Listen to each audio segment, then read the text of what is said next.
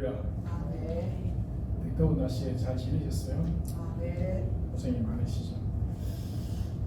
우리가 지금 살아가고 있는 이 시대, 여러분들 지금 세상에 돌아가는 공기를 아마 잘 느끼고 계실 줄로 믿습니다.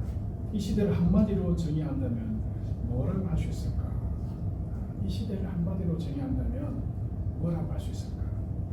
아마 가짜가 진리를 덮어버리는 그런 시대가 아닌가 이런 생각을 해봅니다. 진짜와 가짜를 구분하기 힘든 시대. 사람들은 사실에 대해서 관심이 없어요. 그냥 내가 듣고 싶어하는 소리가 들리면은 거기에 환호하고 그것을 진리처럼 믿고 따라갑니다. 각종 SNS든지 뉴스나 소문이나. 그런데 그런 것들이 우리 마음속에 들어오면은 우리 마음을 붙잡는다는 거죠. 그래서 거기에 끌려가게 되고 판단 능력을 상실하게 됩니다. 자, 이런 것이 사실 오늘날만 그런 건 아닙니다. 역사 이래로 유사 이래로 인간이 살아가는 모든 시대는 공중문사자는 악한 영들이 지배하고 있고, 진리를 따라가기보다는 그런 것들에게 사람은 더 혹하고 찬사를 보내죠. 자, 2000년 전에 예수님께서 빌라도 앞에 섰던 그날도 상황은 비슷합니다. 제자들은 진리를 전해야 했지만은 침묵했거나 도망을 갔어요. 군중들은 생명의 주님을 선택해야 했지만은 강도 바라바를 선택을 합니다. 빌라도는 정의를 지켜야 했지만은 세상의 소리를 선택을 했어요. 자, 그러나 요한복음은 분명히 말합니다. 십자가는 예수님이 패배한 자리가 아니다. 그 자리는 영광의 자리였다 하는 것을 우리에게 분명하게 드러내 보여주죠. 예수님은 여러분 사형수가 아니라 진리의 왕이십니다. 오늘 빌라도가 예수님께 대하여 세 가지 질문을 던지고 있어요. 이 질문들은 어쩌면 오늘 우리에게도 똑똑하게 들리고 있는 그런 질문인지 모르겠습니다.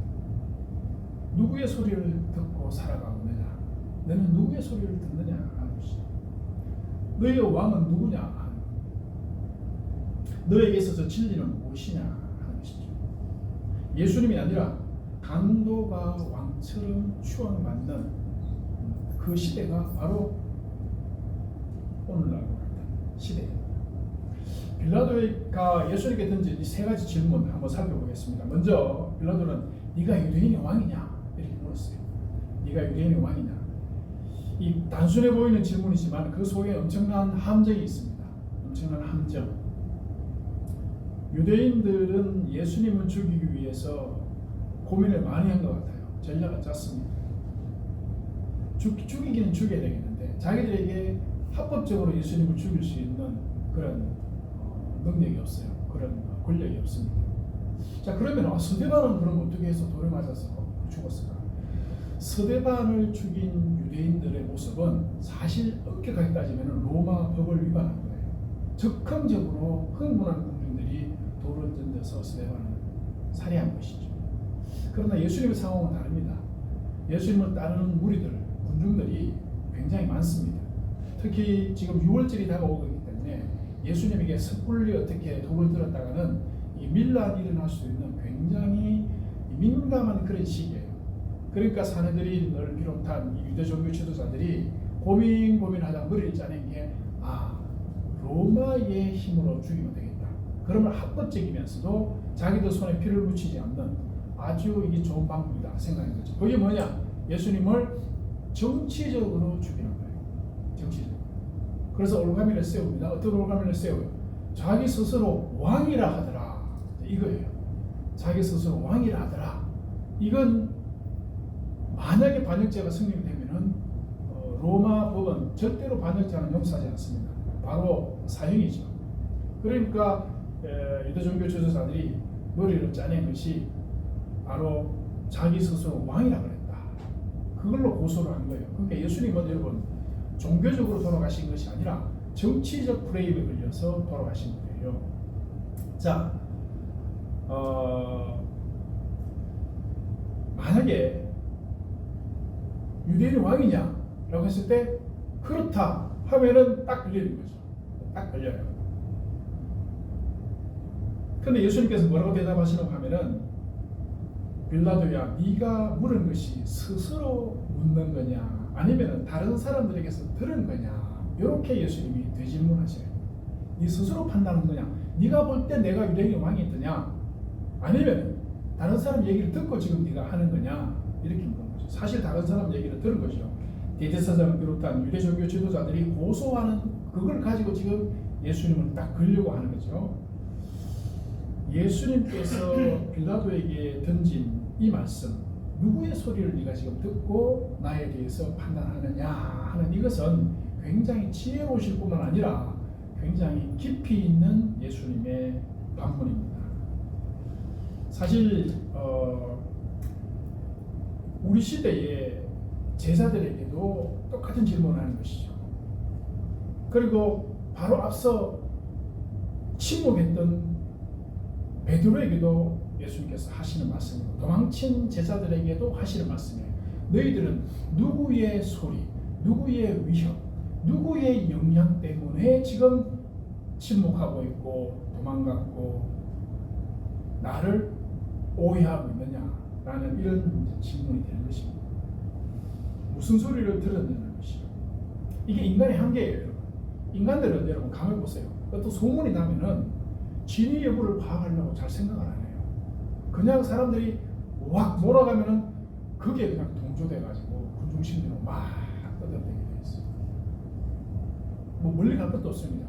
최근에 우리나라에 흘러온 이 타임을 이렇게 한번 역사를 살펴봐도 군중들이 얼마나 쉽게 흥분을 하고 얼마나 쉽게 가짜를 진짜처럼 믿고 나와서, 저 사람들은 생각이 없을까? 조금만 생각해 보면은 그게 아니라는 걸 알 수 있고, 객관적으로 조금 판단해 보면은 아, 이게 지금 뭔가 무리가 있다는 걸 알 수 있는데도 불구하고 그런 걸 따지지 않습니다. 이게 왜 그런가 하면은, 다시 말씀드리지만은 인간의 한계예요.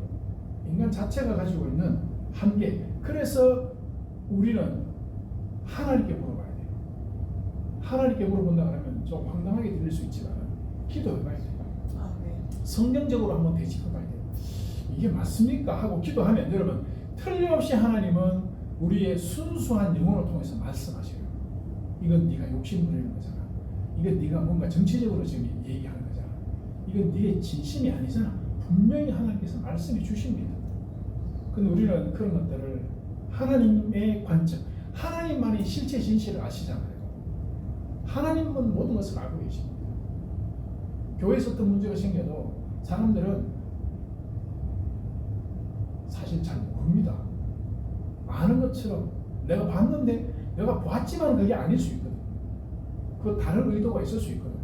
사람들은 그냥 어떤 소리가 들리면 거기에 편성을 하고 진리를 찾지 못하는 그런 인간의 죄성의 한계가 있다는 것이죠. 네가 유대인의 왕이냐라고 빌라도가 물을 때, 빌라도가 여러분 근거가 있어요? 근거가 없어요. 빌라도가 조금이라도 조사를 해봤더라면, 좀 수사를 해봤더라면, 객관적인 자료를 좀 가졌더라면 예수님께 이렇게 질문을 못하는 것이죠. 그러나 그는 세상의 소리를 들은 것이죠. 세상의 소리를 듣고 영적인 예수 그리스도를 정확하게 지금 판단하지 못한 것입니다. 자, 두 번째 질문을 던졌어요. 그럼 네가 왕이 아니냐? 이런 거죠. 네가 왕이 아니냐? 부정적인 질문을 던졌어요. 그러니까 예수님이 놀랍게 대답하십니다. 네 말과 같이 내가 왕이다. 내가 왕이 맞다. 내가 이를 위해서 났으며 진리에 대하여 증언하러 왔다. 예수님이 근원 자체가, 예수님의 오심 자체가 왕으로 오신 분이시다. 예수님이 하시는 일 자체가 진리의 왕으로 오셨다는 것을 예수님이 담대하게 말씀하셨죠. 결박당한 채로, 매마시는 채로 세상 임금의 그 위협과 협박 앞에서 제자들이나 다른 사람들은 다 굴복했지만은 예수님은 담대하게 내가 진리의 왕이다, 이렇게 말씀하신 거죠. 내 나라는 이 세상에 속한 것이 아니다. 이 세상에 속한 것이 아니다. 자기 나라에 대해서 명확하게 설명하셨는데 여기서 속한 것이라는 원어 전치사가 있어요. 간단하게 말씀드리면은 기원과 권한을 말하는 그런 말이에요. 내 나라의 기원, 내 나라의 근원은 이 세상적인 것에 기인하지 않는다라고 분명히 말씀하시고, 그러니까 일단 예수님이 왕이다라고 하는 것은 근거 없는 거죠. 예수님은 왕이라고 시인했어요. 그런데 나는 이 세상의 어떤 정치적, 군사적, 물질적 그런 체계에 유리한 그런 나라가 아니다. 내 나라는 하나님에게서 비롯된 초월적이고 영적인 나라라는 거죠. 그 사람들이 인간적인 눈으로, 인간적인 판단으로 어떤 이성의 눈으로 예수 그리스도를 바라보고 기독교의 진리에 접근하면 절대로 접근할 수가 없습니다. 보이지 않습니다. 하나님의 나라는 본질이 이 세상의 것과는 다르다고 말씀하시죠. 진리를 기반으로 하는 나라가 하나님의 나라고 예수 그리스도께서 왕이신 나라. 자, 만약에 내 나라가 이 세상에 속한 것이었다면은 내 종들이 싸워서 나를 유대인에게 넘겨주지 않았을 것이다. 당연히 싸우겠죠. 그런데 싸우지 않았어요. 아무도 싸우지 않고 칼을 빼려고 하는 베드로에게 칼이 아니라 대신에 내가 잔을 들어야겠다라고 말씀하신 것이 바로 그 영적 하나님 나라의 본질을 보여주신 것이죠. 예수님은 어떤 왕이시냐? 요한복음 1장 1절에 보면 태초에 말씀이 계시니라 하셨고 그 말씀으로 천지를 창조하셨잖아요. 바로 창조주 하나님, 말씀으로 창조하신 그 왕이시다. 요한복음 14장 6절에서 내가 곧 길이요 진리요 생명이라고 하셨죠. 바로 그 길 되시는 분이시고 생명 되시는 그 왕이 누구시냐? 예수님이시라는 거예요. 여러분, 그래서 저는 이제 병원에 들어와서 설교가 조금 달라졌어요. 예전에 목회할 때는 설교를 하면은 예수님의 본질을, 예수님에 대해서 설교하기보다는 그냥 그 옆에 붙어있는 그냥 종교적인 것들, 성경에 여기저기 있는 그런 내용들을 전해왔었어요. 물론 그것도 틀린 건 아닙니다. 그런데 병원에 와서 제가 딱 보니까 본질이 예수님이시구나. 예수 복음을 전해야 되는구나. 그래서 할 수만 있으면 예수님 누구신지를 알리고 그 예수 그리스도를 알고 예수께 나아가도록 그런 설교를 하도록 하나님께서 저한테 그렇게 감동을 주셔요. 왜 그런가 보니까 제가 여기서 예수 복음 외에 다른 설교를 하면은 제 자신이 힘이 없어요. 재미가 없어요. 그리고 듣는 분들도 맹성맹성이야. 맹성맹성하게 교회에서 예배 시간에 예배의 시간에 앉아 있는 것처럼 감동이 없어. 힘이 안 나. 근데 예수 복음에 대해서 전하면은 환자들이 힘을 내요. 환자들이 힘을 내요. 야, 이거구나. 이게 맞구나. 그리고 환자들이, 아니 우리가 예수 그리스도를 붙잡고 예수님을 다시 한 번 더 나의 구주로 확인할 수 있는 그런 말씀을 전하는 것이 그게 맞구나. 그게 진리의 왕이신 예수 그리스도를 드러내는 거예요. 여러분, 그렇습니다. 우리 예수님은 그 자체가 진리시고 그 자체가 생명이시죠. 이게 얼마나 참 위대한 선언인지 몰라요. 하나님의 나라는 군중의 힘이나 어떤 다수의 폭력, 어떤 정치로 만들어지는 그런 나라가 아니라는 거죠. 하나님의 나라는 여러분 사실 돈으로 만들어지는 나라가 아닙니다. 이 세상에 권력은 전부 어디서 나오냐면 돈에서 나와요. 돈에서 나와요. 여러분, 우리 스스로 한번 가만히 생각해 보세요. 돈이 권력이고 사람들은 다 돈을 따라 그것 따라 계속 가도 결국은 허망한 것밖에 없어요. 잠깐은 나한테 정말 중요한 건 맞아요. 중요한 건 맞지만 궁극적으로 그걸 따라가면 일만하게 뿌리가 그겁니다. 그것 때문에 거기서 악이 나오게 되고 그것 때문에 죄를 짓게 되고 그것 때문에 하나님 앞에서 멀어져요. 그것이 하나님의 나라를 절대로 이루지 않습니다. 우리가 그걸 명심해야 돼요. 근데 요즘 교회들은 우리 성도라고 하는 사람들도 다 마음속에 전부 다 지금 하나님이 아니고 하나님 자리에 지금 그게 앉아있어요. 하나님 자리. 예수 그리스도가 생명입니다 하면서도 우리는 정작 바라바를 선택한다니까. 바라바를 선택해요. 눈에 보이는 것 선택하고 귀에 들리는 것 선택하고 눈에 보기에 좋아 보이는 걸 선택하잖아요. 자꾸 보면은 그게 진리의 예수 그리스도가 아니다. 진리의 왕이 아니다. 살아가야 된다는 것을 깨닫게 되죠. 세 번째, 빌라도가 이렇게 묻습니다. 그래? 자, 그렇다면은 진리가 뭐냐? 빌라도가 진리에 대해서 물어요. 진리가 뭐냐? 근데 묻기만 하고 끝이.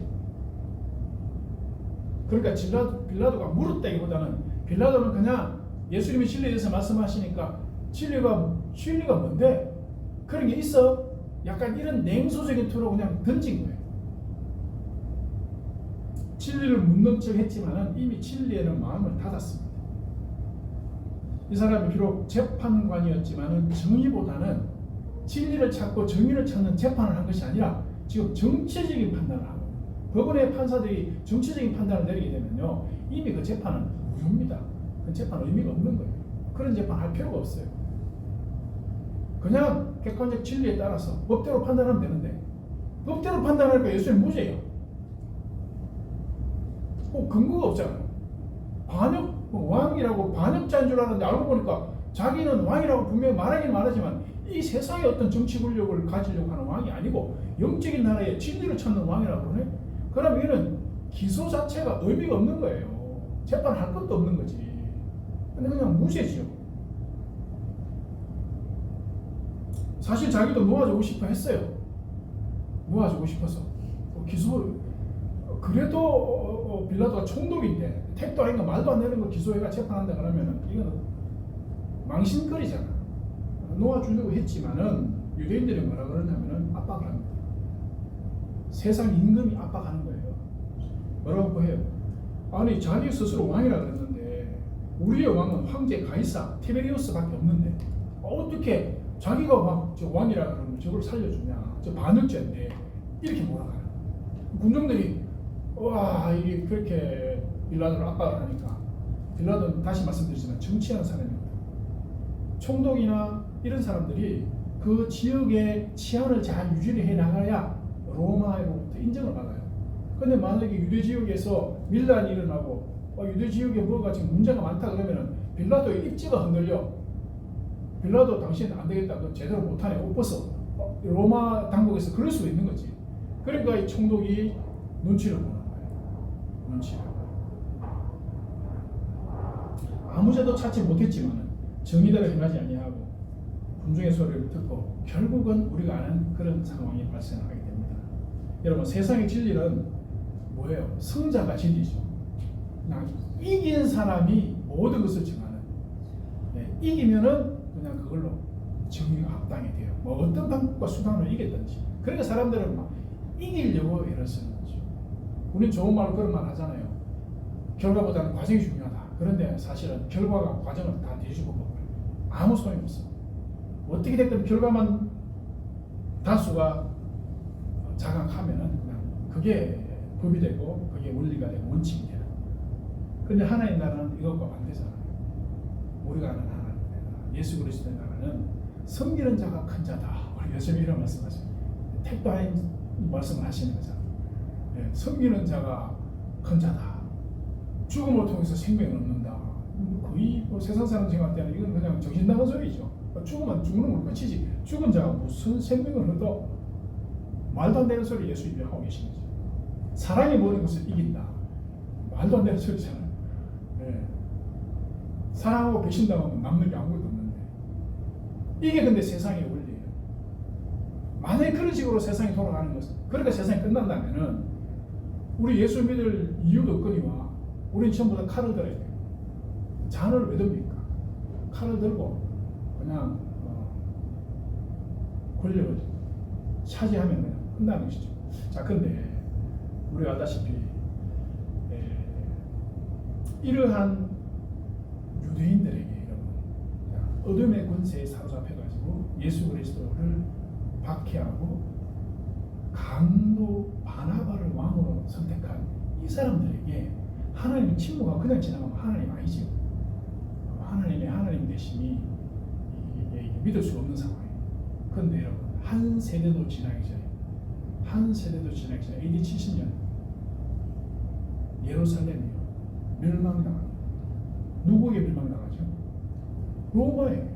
자기들이 우리의 황제는 로마의 황제 가이사 티베리우스입니다. 우리의 황제는 로마의 황제요. 했던 그 사람들이 저거 황제라고 했던 그 로마에 의해 가지고 예루살렘이 완전 멸망. 성전 다문을 지고 제사장들 다 잡혀서 죽고요. 줄줄이 잡혀가서 로마 시내 개선문 앞에서 포로로 잡혀와서 거기서 전부 이방 신에게 제물로 다 바쳐졌어요. 네? 하나님 그렇게 심판하십니다.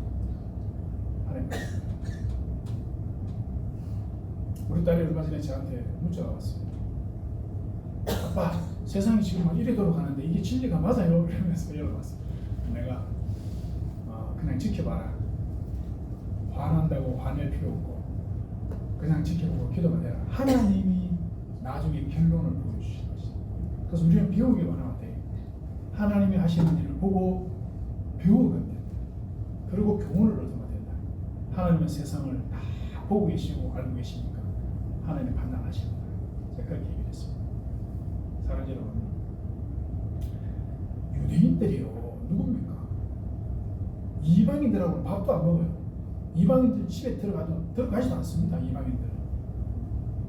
그런데 그 이방의 황제는 지금 그 황제가 자기들하고 아무 관계 없는 황제가 아니잖아요.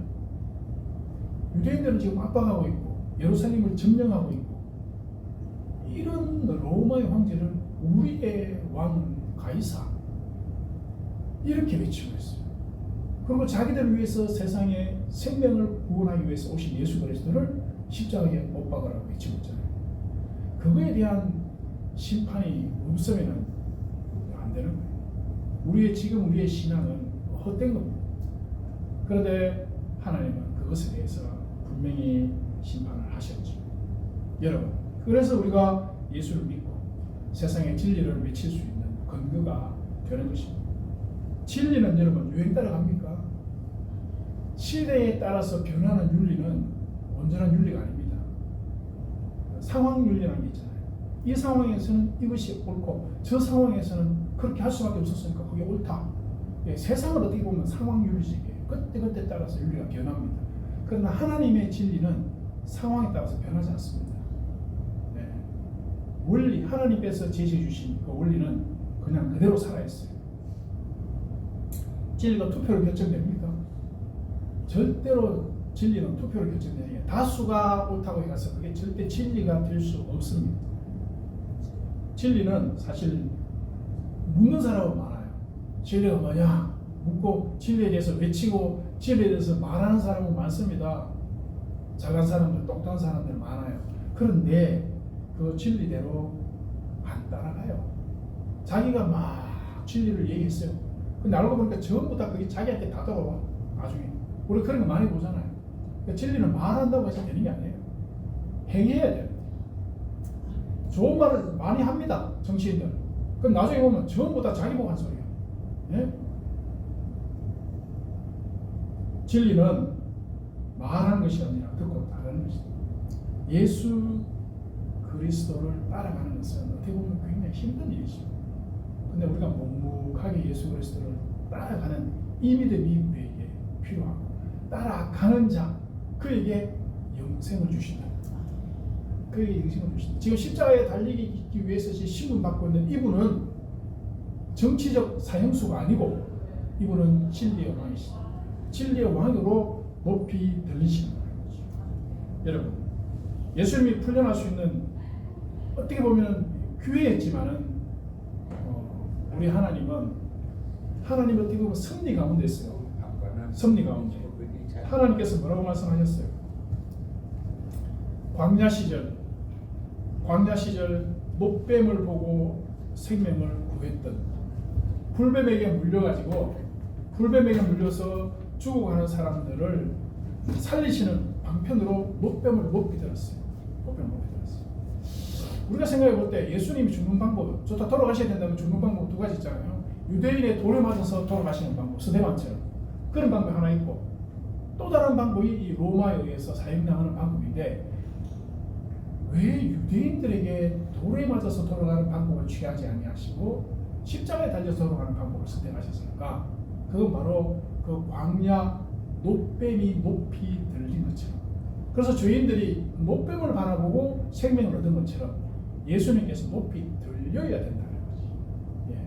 예수님이 높이 들려셔야 돼. 즉 다시 말해서 하나님은 로마를 통해서 이방인들을 통해서 예수 그리스도께서 돌아가심으로써 만약에 유대인들에게 돌에 맞아서 돌아가시면요 그냥 해프닝으로 끝나요. 하나의 어떤 무슨 끔찍한 사건으로 그냥 끝나고 말지만 로마라는 권력에 의해 가지고 합법적으로 로마의 권력을 통해서 십자가에 달려 돌아가시면은 그 사건은 그냥 그런 사건이 아니고 이건 국제적인 사건이에요.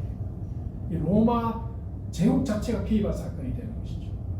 그래서 그 사건을 통해서 오히려 로마 전역으로 예수의 복음이 퍼져나갈 수 있는 그런 전 세계를 향한 복음 전파에 그 계획이 하나님의 계획 가운데 계셨던 겁니다. 높이 들려야 된다. 예수님이 어떻게 죽음을 당하실 것인가에 대해서 하면서 빌라도에게 재판받기 전에 벌써 그 말씀이 나와요. 그럼 결국은 예수님은 빌라도의 재판을 통해서 높이 들리심으로써 유대인의 왕이라는 사실이 온 천하에 퍼져나가는 그런 계기가 되었다는 것이죠. 자, 사랑하는 여러분, 우리가 이 세상을 살아가면서 우리가 알지 못하는 일들이 우리 주변에서 많이 일어납니다. 우리 인생 가운데도 그런 일이 많이 있죠. 그럴 때마다 우리가 생각이 되는 것은 하나님의 깊은 뜻이 거기에 있다라는 거예요. 하나님의 섭리가 분명히 있다는 것을 기억하고 그 섭리 가운데서 하나님은 내 인생에 어떤 길을 이루고 계신가, 어떤 하나님의 계획이 있는가, 이걸 살펴볼 줄 알아야 됩니다. 마태복음 7장 가보면 좁은 문으로 들어가라 말씀이죠. 좁은 문으로 들어가라. 멸망으로 인도하는 문은 크고 넓다. 그리고 그리로 들어가는 사람이 많다. 생명으로 인도하는 문은 좁고 길이 협착해서 찾는 이가 적다. 그러나 그 길이 생명으로 인도하는 길이다. 이제 말씀을 맺습니다. 제가 고등학교 시절에 영어 공부를 좋아했어요. 영어 참고서를 여러 번 많이 봤어요. 근데 그 참고서에 지금도 잊지 못하는 시가 있었어요. 시가 있었는데 로버트 프로스트라는 사람의 시, The Road Not Taken이라는 가지 않은 길 이렇게 번역할 수 있습니다. 이게 뭐냐면은 1916년에 발표된 작품인데 인생에서 맞닥뜨리는 선택과 그 선택이 우리 삶에 주는 영향을 깊이 한번 사색해 볼 수 있다고 하는 그런 시예요. 시인은 숲속에서 두 갈래 길을 만납니다. 숲속에서 두 갈래 길을 만나는데 두 길 다 매력적이지만 몸은 하나니까 두 길을 다 갈 수는 없잖아. 어느 한 길을 선택을 해야 되는데 어느 길을 선택할까 고민했다는 거죠. 그리고 그는 사람들이 덜 걸었던 길을 선택했다는 거죠. 덜 걸었던 길. 나는 사람들이 거의 가지 않은 길을 택했고 그것이 내 모든 것을 바꾸어 놓았다. 그리고 훗날 그 선택이 자신의 인생에 정말 잘한 선택이었다라는 그런 시예요. 두 갈래 길이 인생에 있는데 두 갈래 길 다 선택할 수 없어서 자기는 좁은 길을 선택했다. 저는 그때 그 시를 이렇게 번역도 해보고 읽어보고 이렇게 하면서 그 고등학교 시절에 굉장히 꿈이 많잖아요. 앞으로 이제 펼쳐질 인생에 대한 꿈이 많은데 그 시를 굉장히 감명 깊게 제가 이렇게 봤던 그런 기억이 있습니다. 사랑하는 여러분, 벌써 시간이 그죠 지났잖아요. 고등학생이었던 제가 이제 손자까지 봤으니까 얼마나 많은 세월이 지나갔습니까? 저는 목회자의 길을 사실 제가 선택한 게 아니고요. 하나님이 강제로 여기 데려 놓았는데 이 길을 걸어오면서 후회도 많이 했고 대체 이 길을 계속 가야 되는가 그런 고민도 많았지만 결국은 지금만 생각해 보니까 제가 선택하려고 했던 그 길보다는 이 길이 훨씬 더 복되고 값진 길이었다라는 것을 이제 지금은 제가 깨닫습니다. 그렇습니다. 우리가 예수 그리스도를 선택을 하고 하나님께서 기뻐하신 길을 선택한다면은 여러분 지금 당장은 좀 어려울지 모르지만 분명히 은혜의 선택이 될 것이다. 바라바를 선택하지 맙시다. 알았죠? 예, 세상은 바라바 하지만 우리는 그 바라바를 선택하지 말고 생명 되시는 예수 그리스도를 선택하고 나아가서 그래서 궁극적으로 우리 인생 마지막에 들려오는 음성이 있을 거예요. 궁극적으로 여러분 우리 인생 마지막에 어떤 음성 듣고 싶어요? 어떤 음성? 염라대왕 음성을 듣고 싶습니까? 하나님 음성 듣고 싶습니까? 하나님 음성 들어야 돼요. 아시겠죠? 우리 인생 마지막 날에 우리 하나님께서 우리를 환영하는 그런 음성을 듣게 되시기를 주님의 이름으로 축원합니다. 네. 찬송합시다. 546장.